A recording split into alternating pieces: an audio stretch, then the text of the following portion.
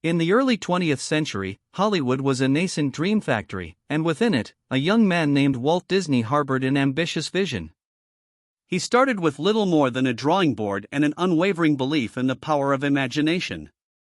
What began as a modest animation studio in 1923, co-founded with his brother Roy, faced numerous challenges and early setbacks.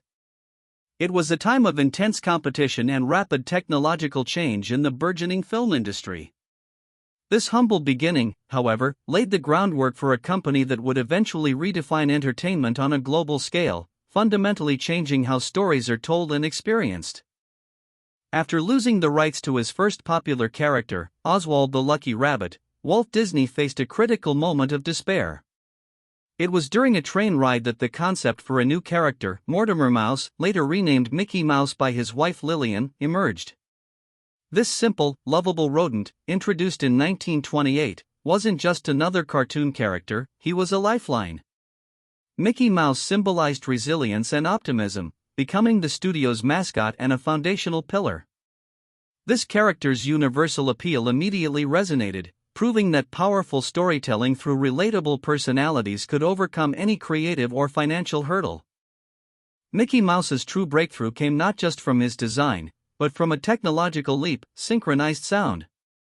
In 1928, Steamboat Willie wasn't the first cartoon with sound, but it was the first to achieve widespread acclaim and popularity for its perfect synchronization of animation and audio. This meant that characters' movements, dialogue, and even background music were precisely timed with the visuals. This innovation wasn't just a gimmick, it added a new dimension to storytelling, allowing for more expressive characters and immersive narratives, setting a new standard for animated entertainment and catapulting Disney into the spotlight. Never content with the status quo, Disney continued to innovate. The Silly Symphonies series, starting in 1929, became a crucial testing ground for new animation techniques. These shorts introduced audiences to Technicolor in 1932's Flowers and Trees, bringing vibrant hues to the screen. Even more revolutionary was the multiplane camera, developed by Disney in the mid-1930s. This device created a sense of depth and perspective by layering several planes of artwork, each at a different distance from the camera. It transformed flat cartoons into visually rich, three-dimensional worlds, enhancing the emotional impact of every scene and cementing Disney's reputation for pushing artistic boundaries. Walt Disney's most audacious gamble came in 1937 with Snow White and the Seven Dwarfs, the world's first full-length animated feature film. Critics dismissed it as Disney's folly, predicting financial ruin. Production was immensely complex, taking over 3 years and costing an unprecedented $1.5 million. But Walt believed in the power of a feature-length narrative to tell deeper, more emotionally resonant stories. The film's success was monumental, earning over $8 million on its initial release and winning an honorary Oscar. It proved animation could be high art and a commercial powerhouse, laying the foundation for Disney's cinematic empire. The triumph of Snow White ushered in what is now known as Disney's golden age of animation. This era saw the creation of timeless classics like Pinocchio, Fantasia, Dumbo, and Bambi. These films were not just cartoons, they were cinematic masterpieces that explored universal themes of good versus evil, dreams, loss, and courage. They showcased unparalleled artistry, character development, and musical scores, captivating audiences worldwide. This period cemented Disney's reputation for crafting emotionally rich narratives and unforgettable characters, building a vast library of intellectual property that would become the heart of its future empire. The Second World War brought significant challenges, temporarily shifting Disney's focus to propaganda and training films. After the war, the studio faced financial strains. To stabilize and expand, Disney embarked on a path of diversification. They ventured into live-action films with hits like Treasure Island and 20,000 Leagues Under the Sea, and entered the burgeoning television market with shows like Disneyland and The Mickey Mouse Club. These strategic moves not only provided new revenue streams but also introduced Disney characters and stories to a wider, daily audience, keeping the brand relevant and loved in a rapidly changing media landscape. Walt Disney harbored a new, audacious dream: to build a place where families could share fun together, unlike traditional amusement parks. This vision materialized as Disneyland, which opened its gates in Anaheim, California, in 1955. It wasn't merely a collection of rides, it was an immersive, meticulously designed magic kingdom where guests could step directly into the worlds of Disney stories and characters. This venture was a huge risk, financed partly by Walt's own life insurance, but it paid off spectacularly. Disneyland pioneered the concept of the modern theme park, redefining leisure and entertainment forever. The creation of Disneyland necessitated a new discipline, Imagineering. This term, coined by Disney, is a portmanteau of imagination and engineering.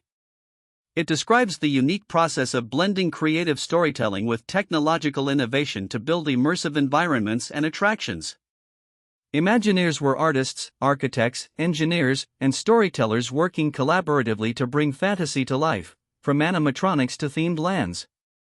This integrated approach ensured that every detail, from the queue lines to the rides themselves, contributed to a cohesive narrative experience, establishing a new benchmark for experiential entertainment and differentiating Disney parks globally.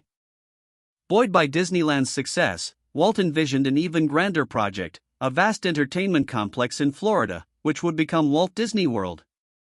Unlike Disneyland, this project included not just a theme park, Magic Kingdom, but also hotels, golf courses, and the ambitious Epcot Center, designed as a futuristic prototype community. Tragically, Walt passed away in 1966 before its completion. However, his brother Roy saw the project through, opening Walt Disney World in 1971. This massive expansion solidified Disney's dominance in the leisure industry and set a precedent for integrated destination resorts, transforming swamplands into a global tourist magnet. After Walt's death, the company faced a period of uncertainty, struggling to maintain its creative edge and financial momentum. The 1970s and early 80s saw fewer animated hits and a decline in park attendance growth. However, a major turning point arrived in the mid-1980s with new leadership under Michael Eisner and Frank Wells. This ushered in the Disney Renaissance, marked by a renewed focus on animated feature films like The Little Mermaid, Beauty and the Beast, and The Lion King. These films revived Disney's animation studio and demonstrated that its core strength in storytelling and character creation remained unparalleled, rejuvenating the entire brand. Building on the success of its domestic parks, Disney embarked on a significant global expansion. Tokyo Disneyland opened in 1983, becoming an instant success and proving the universal appeal of the Disney brand. This was followed by Disneyland Paris in 1992, Hong Kong Disneyland in 2005, and Shanghai Disney Resort in 2016. Each international park was meticulously designed to blend Disney's magic with local culture, attracting millions of visitors and establishing Disney as a premier global tourism and entertainment provider. These parks are physical manifestations of the brand's reach, creating unique, immersive experiences across continents. In the early 2000s, Disney recognized the evolving landscape of animation and the rise of computer-generated imagery, or CGI. Their previous partnership with Pixar Animation Studios had produced groundbreaking films like Toy Story. To secure its future in cutting-edge animation and integrate a powerhouse of creative talent, Disney acquired Pixar in 2006 for $7.4 billion. This was more than a business deal, it was a strategic move to bring Pixar's innovative storytelling and technological prowess fully into the Disney fold, ensuring a continuous stream of critically acclaimed and commercially successful animated films that captivated new generations. Disney's acquisition strategy truly demonstrated its intent to build an unparalleled entertainment empire. In 2009, they purchased Marvel Entertainment for $4 billion. This gave Disney access to a vast universe of iconic superheroes and rich comic book narratives. The subsequent launch of the Marvel Cinematic Universe, or MCU, redefined blockbuster filmmaking, creating an interconnected series of films that consistently topped box office charts and became a global cultural phenomenon. This acquisition wasn't just about characters, it was about leveraging a storytelling framework that could span multiple films and media, creating unprecedented synergy. Further solidifying its dominance, Disney acquired Lucasfilm in 2012 for $4.05 billion, bringing the legendary Star Wars and Indiana Jones franchises under its umbrella. This acquisition provided Disney with an instantly recognizable, globally beloved science fiction saga and a treasure trove of storytelling potential. Disney quickly revitalized the Star Wars universe with new films, television series, and immersive theme park experiences like Star Wars: Galaxy's Edge. These acquisitions, including Marvel and Pixar, weren't just about buying content, they were about strategically integrating beloved worlds and characters into Disney's existing ecosystem, amplifying their global reach and appeal. The most extensive acquisition came in 2019, when Disney purchased most of 21st Century Fox's assets for a staggering $71.3 billion. This monumental deal brought iconic film studios like 20th Century Fox, television channels such as National Geographic and FX, and a wealth of intellectual property, including The Simpsons and the X-Men franchise, into the Disney family. This move was crucial for two reasons: it significantly boosted Disney's content library, providing a deep well of varied programming, and it positioned Disney strongly for the streaming wars, giving them the necessary scale to compete with emerging digital platforms. Recognizing the shift in consumer behavior towards on-demand content, Disney launched its own streaming service, Disney Plus, in 2019. This direct-to-consumer platform allowed Disney to distribute its vast library of films, series, and exclusive new content directly to audiences, bypassing traditional distributors. The strategic acquisitions of Pixar, Marvel, Lucasfilm, and Fox were instrumental in populating Disney Plus with an unparalleled array of beloved franchises and diverse programming. Disney Plus quickly garnered tens of millions of subscribers, demonstrating the company's adaptability and commitment to staying at the forefront of entertainment distribution, ensuring its stories reach homes globally. From the scratchy black and white animation of Steamboat Willie to the sprawling cinematic universes of Marvel and Star Wars, Disney's journey is a testament to the enduring power of storytelling. The company's success stems from its consistent ability to create memorable characters, craft universal narratives, and innovate in how those stories are delivered. Whether it's through a hand-drawn cartoon, an immersive theme park ride, or a streaming series, Disney has always focused on evoking emotion, inspiring wonder, and connecting with audiences on a deeply personal level. This commitment to compelling narrative is the magic ingredient that has fueled its transformation. Today, the Walt Disney Company stands as an unparalleled global entertainment empire, a sprawling conglomerate of studios, theme parks, consumer products, and streaming services.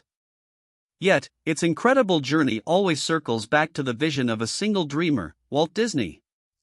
His relentless pursuit of innovation, his belief in the magic of storytelling, and his courage to take monumental risks transformed a small animation studio into a cultural phenomenon. It is a legacy built not just on business acumen, but on the profound understanding that at the heart of every great empire, there is a captivating story waiting to be told, and a world waiting to be imagined.